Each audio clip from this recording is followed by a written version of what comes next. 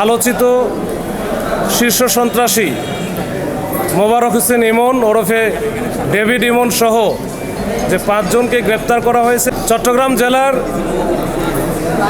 গোয়েন্দা পুলিশের বা ডিবির চলমান ধারাবাহিক অভিযানে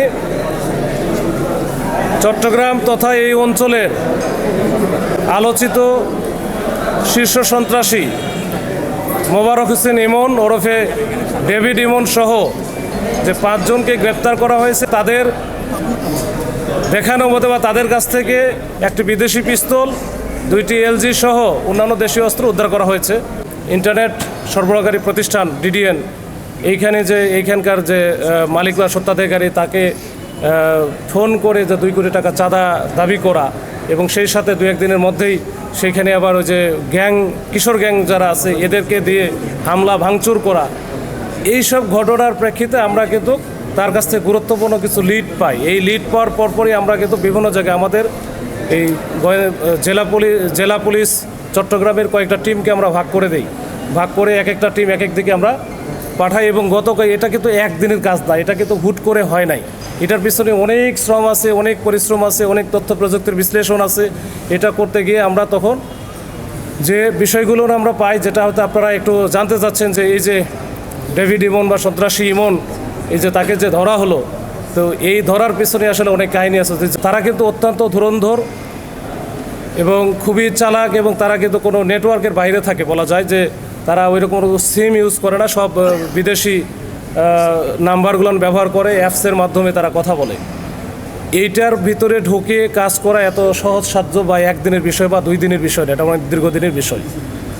তো সর্বশেষ আমরা যখন এই চক্র বিশেষ করে ডেভিড ইমনের ও যখন দেশে যখন দেখতেছে যে তার ধরা পড়ার সম্ভাবনা আছে বা এটা বেশি আলোচিত হয়ে গেছে, তখন যে বিদেশে একজন আছে যে আলোচিত গ্যাং লিডার যে বড় সাজ্জাদ ওরফে বড় সাজ্জাদ, তার পরামর্শক্রমেই তারা কিন্তু সে কিন্তু ইন্ডিয়াতে বা ভারতে পালিয়ে যাওয়ার একটা তার পরিকল্পনা ছিল। এই পরিকল্পনা সম্পর্কে আমরা সম্যকভাবে অবগত হই এবং এখান থেকেই সে এই যে যাওয়ার চেষ্টা করে চট্টগ্রাম থেকে ঢাকা, এই যে চট্টগ্রাম থেকে ঢাকা যাওয়ার পথেও কিন্তু আমরা ওই দাউদকান্দি যে এলাকাটা ওইখানে আমাদের কুমিল্লা জেলার যে পুলিশ আছে এসপি স্যারের সহযোগিতায় ওখানেও আমরা চেষ্টা করেছিলাম, কিন্তু পরবর্তীতে ওখানে আমরা সফল হতে পারি না। এরপরে ঢাকাতে ঢুকে যাই, তারা ওখানে গিয়ে কিন্তু গাড়ি বদল করে, তার ইভেন তাদের যে ড্রাইভার পর্যন্ত চেঞ্জ করে এটা একটা পর্যায়ে তারা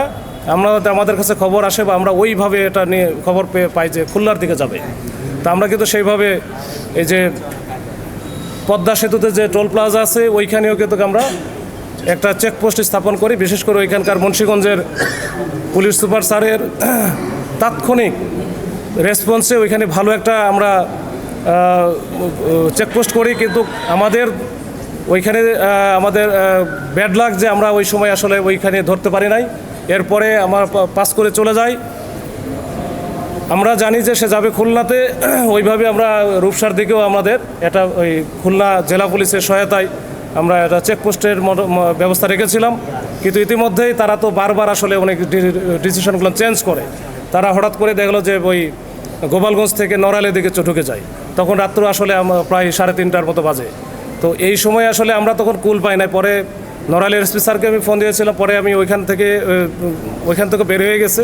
এরপরে যশোরের এসপি স্যারের সাথে যোগাযোগ করে ওইখানে লাকিলি স্যারকে আমি পেয়ে গেছি এবং স্যার একেবারে প্রথম কলেই ধরেছেন এবং সাথে সাথে আমাকে একটা টিম অ্যাসাইন করে দিয়েছেন বা আমার সাথে ট্যাগ করে দিয়েছেন। আমি ওই টিমকে সার্বক্ষণিকভাবে সহায়তা করে এবং কোথায় কী যাচ্ছে আমরা সব আপডেট দিয়ে আপনারা জানেন যে যশোরে যে ঝমঝমপুর এলাকা ওইখানে মোটামুটি ভোরের দিকে 5টা বা এরকম 5:15টার দিকে আমরা কিন্তু এই যে ডেভিড ইমন সহ আরও 3 জন মানে সব মিলে 4 জনকে ওখানে গ্রেপ্তার করতে সক্ষম হই এবং আমাদের টিমটা পিছনেই ছিল। তো ওখানে গিয়ে আমরা পরবর্তীতে শনাক্ত করতে পারি যে ডেভিড ইমন সহ আরও যে 3 জন আছে সবাই আসলে তারা ক্লোজ অ্যাসোসিয়েটস এবং এরা কিন্তু একেবারে ওই যে শুটার বলা যায়, বিভিন্ন জায়গায় সন্ত্রাসী কার্যক্রম থেকে শুরু করে চাঁদাবাজি সকল কার্যক্রমে তারা ওস্তাদ।